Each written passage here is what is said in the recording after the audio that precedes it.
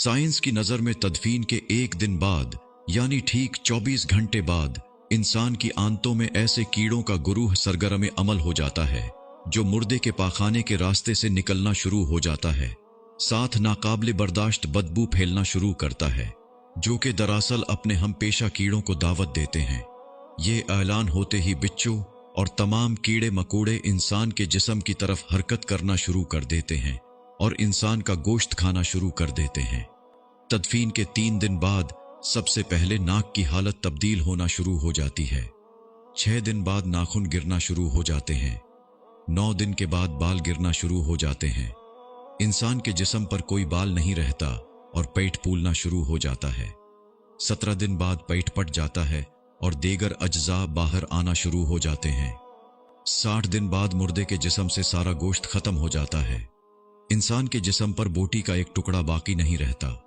90 दिन बाद तमाम हड्डियां एक दूसरे से जुदा होना शुरू हो जाती हैं।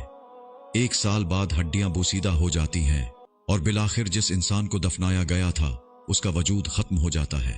तो मेरे दोस्तों, गुरूर, तकब्बुर, हिर्स, लालच, गमंड, दुश्मनी, हसद, बुग़ज़, जलन, इज्जत, वक़ार, नाम, ओहदा, बादशाही, ये सब कहाँ जाता है?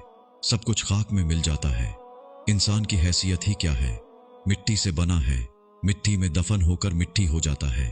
5 या 6 फुट का इंसान कब्र में जाकर बेनाम व निशान हो जाता है। दुनिया में अकड़ कर चलने वाला, अपने आप को ताकतवर समझने वाला, दूसरों को हकीर समझने वाला, दुनिया पर हुकूमत करने वाला, कब्र में आते ही उसकी हैसियत सिर्फ मिट्टी रह जाती है।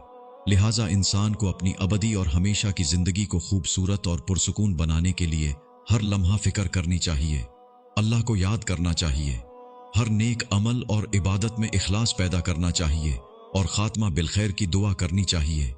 अल्लाह ताला मुझे और आप सबको अमल की तौफीक अता फरमाए। आमीन।